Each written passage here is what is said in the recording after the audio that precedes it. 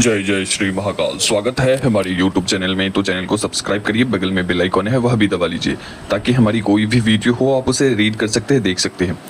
आज जो हम क्रिया दे रहे हैं वो है खूनी मूठ चलाने का प्रयोग क्रिया।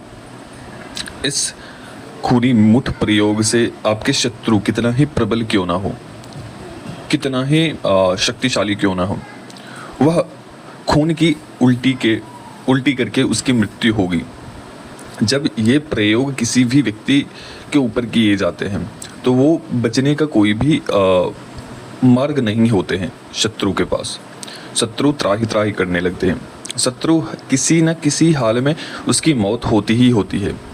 वो चाहे वो एक्सीडेंट के माध्यम से, चाहे वो खून के माध्यम से वो उसकी मृत्यु होती है, ठीक है। चाहे वो अकारण उसकी मुख से खून की उल्टी निकलने लगता है, उनके शरीर की जो धमनियाँ होती है, नशे होती है, वो फट जाते हैं, आंतरिक जो नशे होते हैं। इस क्रिया के पश्चात जब भी आप इस उपाय को करना है, जब इस क्रिया को करेंगे उससे पहले कुछ सावधानियां हैं।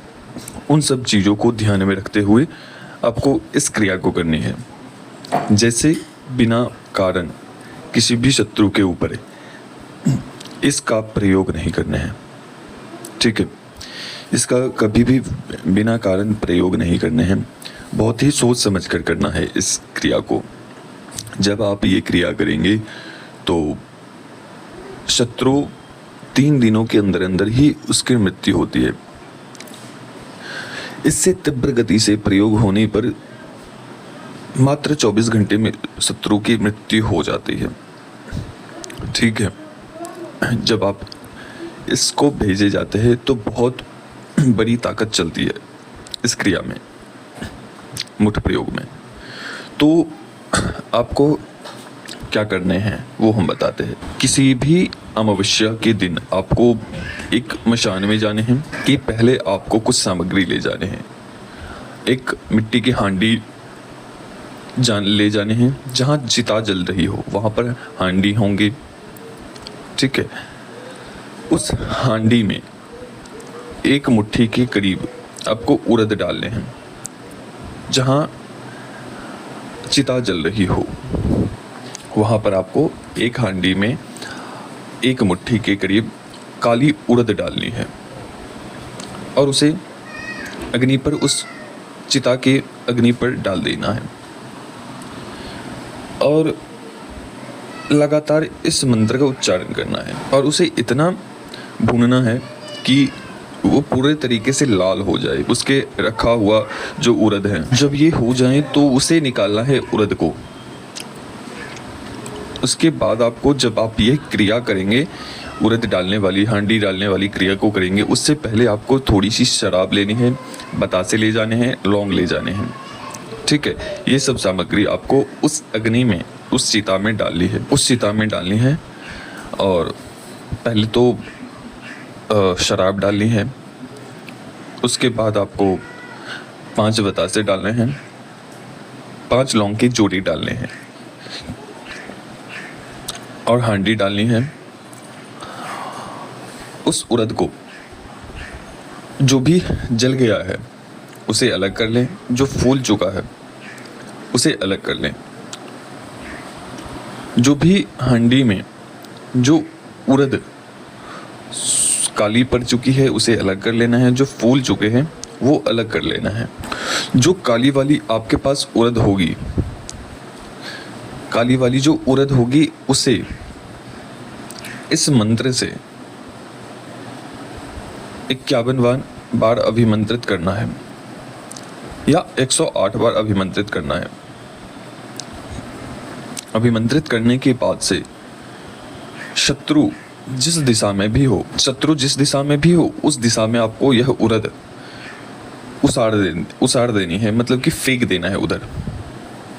शत्रु का नाम लेकर आप देखोगे कि कुछ ही समय में शत्रु की मृत्यु हो जाएगी, कुछ ही समय में। लेकिन ध्यान रखें, जब ये प्रयोग हो जाते हैं तो बचना असंभव है। किसी भी शत्रु को बचना बहुत ही असंभव है, क्योंकि जब मुठ प्रयोग हो जाते हैं तो फिर शत्रुओं के लिए बचना असंभव होता है। तो इस क्रिया को सोच समझ कर करें। जब भी आप इस प्रयोग को करें तो गुरु निरीक्षण में करें। आपको करना क्या है कि जब आप इस मंत्र का प्रयोग करेंगे तो इसके प्रभाव को देखना है। तो हम बताते हैं कि कैसे इस प्रभाव को देखना है कि आपका मंत्र कार्य कर रहा है, आपके जो प्रयोग हैं वो सटीक कार्य करेंगे। इसके मंत्र के प्रभाव को, इस क्रिया के प्रभाव को देखना है। तो हम बता रहे हैं आपको कि कैसे इस प्रभाव को, इस क्रिया के प्रभाव को देख सकते हैं। जो भी आपने क्रिया करी है उस उड़द को, जो फूले हुए उड़द हैं उसको आपको लेने हैं। जो काली वाली उड़द है, जो जल चुके हैं, उस उड़द को लेनी है। 7 उड़द के दाने लेने हैं और किसी एक स्वस्थ पेड़ के ऊपर उस उड़द को, उसी मंत्र को 21 बार पढ़ना है और उस पेड़ के ऊपर दे मारना है। जब आप ऐसा करोगे तो ठीक 3 से 7 दिन के बाद उस पेड़ सूख जाएंगे, सूखने लगेंगे, पत्ते गिरने लगेंगे। जब पत्ते गिरने लगे तो आप समझ लो कि आपका मंत्र, आपका क्रिया बहुत ही अच्छे तरीके से कार्य कर रहा है। और आप अपने आंखों से देखोगे कि इस मंत्र की ताकत क्या होती है, इस क्रिया की ताकत क्या होती है। फिर उसके बाद जब आप ये हो जाए तो एक मंत्र है, उस मंत्र से आपको जो फूले हुए उड़द है, क्योंकि हमें पेड़ को खराब नहीं करने हैं, पेड़ को हमें मारना नहीं है, तो इसी मंत्र से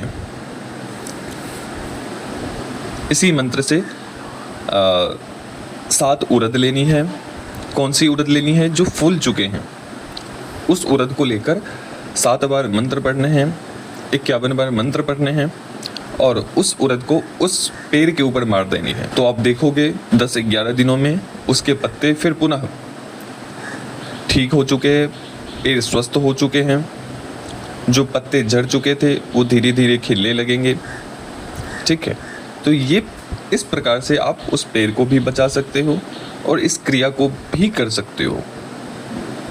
ठीक है, लेकिन ध्यान रखें कि बिना गुरु के निर्देश पर इस क्रिया को ना करें, क्योंकि जब शत्रु की मृत्यु नहीं होती है तो वो आपकी मृत्यु तय कर देता है। ठीक है, उस साधक की मृत्यु तय हो जाती है, क्योंकि एक तो मुठ को पकड़ना असंभव होता है, सभी की बस की बात नहीं होती है मुठ को पकड़ना। अगर उस मुठ को रिटर्न कर दिया, वापस भेज दिया जिस साधक ने किया है, तो बचना बहुत ही मुश्किल होता है। ठीक है, बचना बहुत मुश्किल होता है। तो इसलिए जब भी आप इस क्रिया को करें, मुठ को चलाएं, तो सोच समझकर चलाएं। इस क्रिया को करने से पहले बहुत ही विवेक, बहुत ही संयम के साथ इस क्रिया को करने हैं। चलो, ये शत्रु विनाश के लिए बहुत ही ताकतवर क्रिया आज हमने बताई है। किसी भी अमावस्या के दिन इस क्रिया को कर सकते हैं। आपका जो वस्त्र होगा वो काले होंगे, आसन भी काले होंगे। इस क्रिया के माध्यम से आप कर सकते हैं। और इसी प्रकार की क्रिया के माध्यम से वशीकरण की क्रिया भी की जाती है। मुठ के माध्यम से भी वशीकरण क्रिया की जाती है, लेकिन उसकी पद्धति थोड़ी अलग होती है। ठीक है, तो चलिए अभी तक के लिए अनुमति दीजिए। जय श्री महाकाल, जय महाकाली, जय भैरव। मैं मंत्र 7 दे रहा हूँ और बिना अनुमति के इस मंत्र का प्रयोग ना करें, मैं यही कहूँगा। तो चलिए अभी तक के लिए अनुमति दीजिए। जय श्री महाकाल, जय महाकाली, जय भैरव। जिन लोगों को भी किसी भी प्रकार की ऊपरी बाधा हो, तंत्र बाधा हो, वशीकरण क्रिया काटनी है, कटवानी है, या अनावश्यक घर में क्लेश बन रहे हो, शत्रु परेशान कर रहे हो, तो आप व्हाट्सएप के माध्यम से जुड़ सकते हैं, अपने कार्य करवा सकते हैं। किसी भी प्रकार के कवच निर्माण करवाना चाहते हैं, अपनी उन्नति के लिए, व्यापार के लिए, काम धंधे के लिए, तो आप व्हाट्सएप के माध्यम से जुड़ सकते हैं। तंत्र काट, किसी भी प्रकार का असाध्य रोग हो तो आप जुड़ सकते हैं। तो अभी तक के लिए अनुमति दीजिए। जय श्री महाकाल, जय महाकाली, जय भैरव। माँ महाकाली आप सभी की इच्छाएं, मनोकामनाएं पूर्ण करें। जय महाकाल।